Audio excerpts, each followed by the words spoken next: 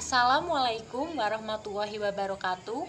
Perkenalkan, nama saya Putri Puspitasari dengan NIM 710141913, Rombel PAKTB 2019, Pendidikan Akuntansi Universitas Negeri Semarang. Pada kesempatan kali ini, saya akan menjelaskan apa itu metode Project Based Learning. Nah, sebelum kita melanjutkan ke pembahasan, ada satu quotes yang akan saya kutip, yaitu tidak ada hal yang lebih melegakan kecuali mengetahui sebuah duduk permasalahan dan menyelesaikan masalah itu. Apa hubungan quotes tersebut dengan metode pembelajaran Project Based Learning? Nah, silakan simak video yang akan saya jelaskan berikut ini. Nah, pada pembahasan pertama, kita akan membahas tentang pengertian dan gambaran. Apa sih Project Based Learning itu? Project Based Learning adalah metode pembelajaran yang menggunakan sebuah proyek sebagai media pembelajaran. Metode ini dilakukan agar siswa lebih merasa inovatif, kreatif, dan memiliki pikiran yang kritis. Penilaian dalam metode ini ada 3 tahap. Yang pertama yaitu pengetahuan, di mana guru dapat mengetahui kemampuan siswa dalam mengetahui hal-hal yang berhubungan dengan materi. Siswa akan diminta untuk menganalisis sebuah kasus. Yang kedua yaitu kreativitas. Guru akan melihat bagaimana kreativitas siswa dilihat dari bagaimana siswa mengaplikasikan pengetahuannya terhadap penyelesaian masalah yang ada. Dan yang ketiga, sikap. Guru bisa menilai sikap siswa dengan melihat bagaimana dan apa yang akan dia lakukan dalam menyelesaikan suatu masalah tersebut. Untuk selanjutnya, kita akan belajar mengenai prinsip-prinsip dan karakteristik. Yang pertama, prinsip-prinsip. Prinsip pertama yaitu sentralistis, di mana kita membuat proyek yang sesuai dan merupakan esensi dari kurikulum yang sedang dipelajari.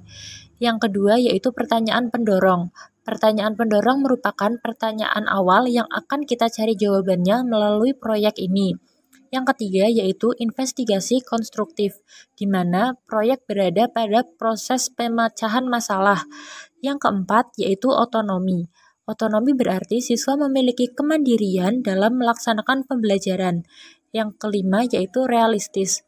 Realistis di sini berarti proyek yang kita kerjakan sesuai dengan kenyataan di masyarakat, tidak merupakan skema buatan yang tidak sesuai dengan kehidupan sehari-hari. Selanjutnya yaitu karakteristik dari Project Based Learning. Ada 6 karakteristik. Yang pertama, permasalahan yang diajukan. Yang kedua, menentukan solusi atas permasalahan. Yang ketiga, evaluasi dilakukan berkelanjutan. Yang keempat, mengakses dan mengolah informasi. Yang kelima, hasil analisis dinilai secara kuantitatif. Dan yang terakhir, pembelajaran sangat toleran dengan perubahan yang ada. Masuk pada pembahasan ketiga yaitu langkah-langkah. Ada 6 langkah dalam pengaplikasian metode Project Based Learning. Yang pertama, menentukan pertanyaan dasar. Pada awalnya, guru dapat mempertanyakan pertanyaan-pertanyaan sederhana yang menyangkut materi kepada keseharian siswa itu sendiri. Yang kedua, yaitu mendesain rencana proyek. Guru mendesain rencana proyek melibatkan siswa. Kenapa harus melibatkan siswa? Hal ini dimaksudkan agar siswa memiliki rasa kepemilikan terhadap proyek itu, sehingga siswa lebih semangat dalam mengerjakan proyeknya. Yang ketiga yaitu menyusun jadwal. Dalam hal ini, guru pun harus berkontribusi dengan siswa dalam menyusun jadwal. Hal ini dimaksudkan agar siswa lebih mengetahui tahap-tahap apa yang akan ia lakukan pada setiap minggunya. Nah, kemudian yang selanjutnya ada monitor kemajuan proyek. Guru harus tetap memonitor kemajuan dari proyek yang siswa kerjakan. Walaupun ini berbentuk proyek siswa itu sendiri, guru harus tetap menjadi pembimbing agar siswa tidak melakukan kesalahan dan dapat memperbaiki kesalahannya. Yang kelima yaitu menguji hasil. Pada tahap ini, guru akan melihat hasil dari proyek siswa dan memberikan umpan balik atas proyek tersebut, sehingga siswa mengetahui kesalahan apa dan hambatan-hambatan apa yang dilaluinya. Yang keenam yaitu mengevaluasi pengalaman. Dalam hal ini, guru akan merefleksi apa yang telah dilakukan siswa pada kurun waktu proyek tersebut, sehingga siswa dapat kembali mengingat dari awal hingga akhir pembuatan proyek. Selanjutnya yaitu penerapan terhadap pembelajaran.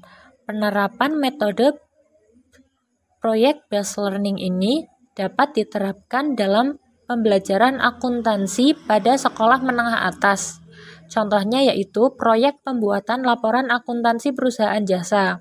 Dalam hal ini, guru akan menyediakan kasus dalam sebuah perusahaan kecil, contohnya yaitu salon atau bengkel, dengan menginput beberapa informasi yang meliputi info dasar perusahaan, saldo awal, transaksi-transaksi, penyesuaian, dan lain-lain. Setelah itu, guru dan siswa dapat menyepakati deadline yang akan dikerjakan setiap minggunya, sehingga baik siswa maupun guru, deadline tersebut sebagai batas pengerjaan suatu proyek. Kemudian ada hal-hal yang perlu diperhatikan baik guru maupun murid. Yang pertama, kesalahan. Pada minggu berikutnya, setelah pemeriksaan hasil sementara, guru harus memberi catatan kesalahan agar siswa dapat memperbaikinya. Hal ini ditujukan agar siswa dapat melanjutkan proyek dengan baik tanpa adanya kesalahan. Yang kedua yaitu keterikatan. Untuk memastikan bahwa proyek yang dikerjakan siswa adalah benar pekerjaannya sendiri, guru harus mengecek kembali tugas di minggu sebelumnya, apakah berurutan atau. Terima kasih atas waktu dari teman-teman menyimak dan menonton video saya ini. Saya mohon maaf apabila masih banyak kekurangan dalam pembuatan video ini.